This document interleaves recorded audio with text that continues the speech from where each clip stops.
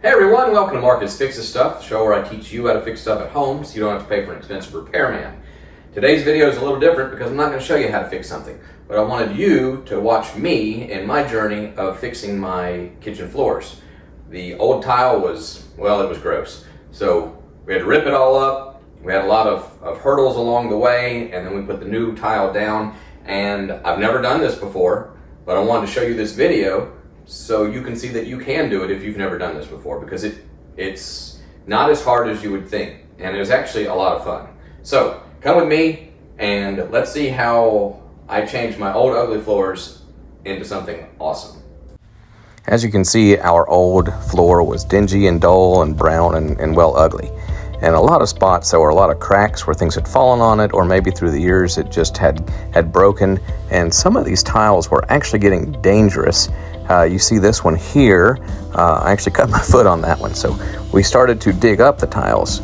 As we did that, we noticed that we had a bunch of rotten wood.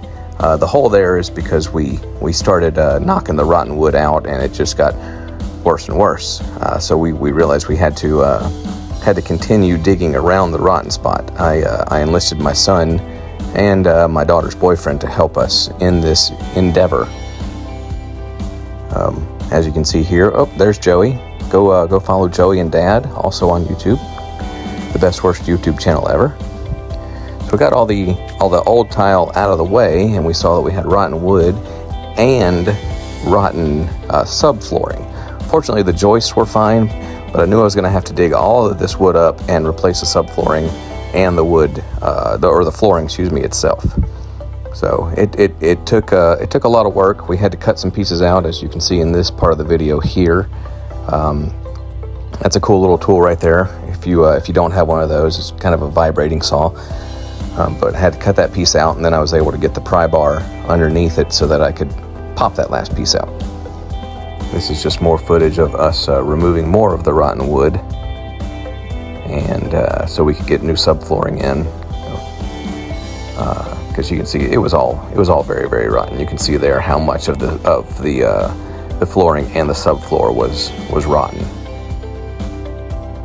So this is a shot of after we repaired the subfloor and the flooring, and once we got that in, we realized that we could go ahead and start taking out the rest of the tile. And you see here we had about half of the room done. And here's a shot of a nail, because there were a lot of them.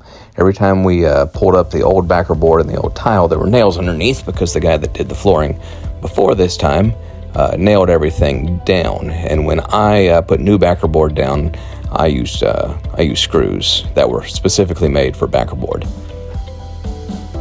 Yep, more nails. And oh no, I was going to say there's more flooring, but look, another nail. Yeah, it got to be a joke after a while.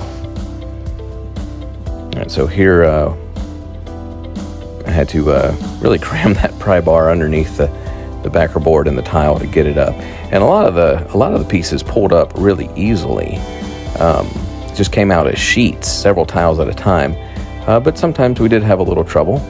And as you can see here, it took a lot of force to get it up, and then the tiles would break. And even though we got a lot of this piece out, you see the tile on the left there just kind of broke apart. Oh look, more nails.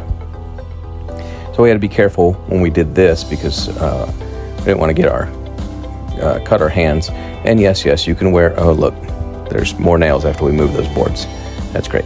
So anyway, you can wear gloves when you do this. A lot of people do. I'm just not a huge glove person unless I absolutely have to. If you've seen my other videos, you know that that's the case. This is just more footage of me getting this hardy board out, backer board. See, and here's an example of how some of it just came up, the whole piece, very easily. So here's the finished product. I sanded it down some. We pulled up a lot of it kind of had a tar paper on top of it. We pulled that off, and for a moment thought about using this flooring as the floor, but we realized that it wasn't going to look right, and there were a lot of gaps. So we knew we were going to have to put new hardy board down, or backer board, and new tile. And I'm not going to bore you with all the cuts I made for the backer board because there were a lot of cuts. Yep, there's the whole floor. Looks really nice. So we'll get to, oh, that's right. This was a really good cut, so I do want to show you that. Look how easily that slid in there. Okay, so now we'll get to the tile, and you know what? One more really good cut, because I had to go around that vent and the plug for the oven, and it just dropped right in there perfectly. Okay, so there's the oh look, I missed a nail. How about that? All of that even swept the room, and I still missed a nail. All right, so then we decorated a cake. This was some icing. Just kidding, it's not icing. This is the mortar we used. You can see I already got some tile down and the spacers in.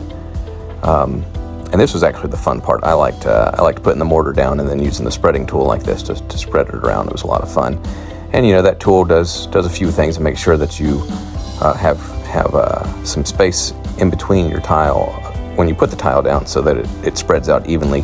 But it also spreads out the mortar evenly, and make sure you don't have too much or too little. As you can see, we got a lot of it done pretty quickly, and these were the whole pieces. The cuts were a little more challenging around the cabinets. And oh, there's my cat. That's Mookie. You can check out his Instagram. Mookie sleeps, because he sleeps in weird positions. I of course had to go out and buy more mortar because I ran out. Because you can't do any project without going to the hardware store at least 3 times. So yes, that's why the mortar is a different color. This kind of actually did spread easier. I do want to show you this part. So I do have to make cuts all around the cabinetry, but underneath where the dishwasher goes, the tile fit in perfectly, just randomly, just happened to work that way, and I was super happy about it. The rest of it, though, was kind of like a puzzle. So here you can see I'm putting in some of the last few cuts that I made. And this tile is really pretty. It's Italian tile, which doesn't mean that we paid a lot for it. We actually did save a lot of money by doing this ourselves. You can see right here I pulled out the baseboards and some of the molding because I wanted the tile to go underneath it. So all I did there was make cuts and put it back in later. So once we got all the tile in, it was time to start grouting. And we would do a little bit at a time, and this is my wife putting some grout in because she said this part was fun. And actually this part was fun. It wasn't that hard because the tools do all the work for you, really. You know, we had a few moments where we realized that we missed a few spots, but for the most part, it was good. All right, so this is the old tile one more time to show you what it used to look like. Blech. Here's the finished product. I'm not going to say it was easy, but I'm also not going to say that it was incredibly hard because, hey, I did it. Hope you enjoyed the video. Thanks for watching. Please subscribe to the channel if you haven't already done so. And I will see you again when something else breaks. God bless.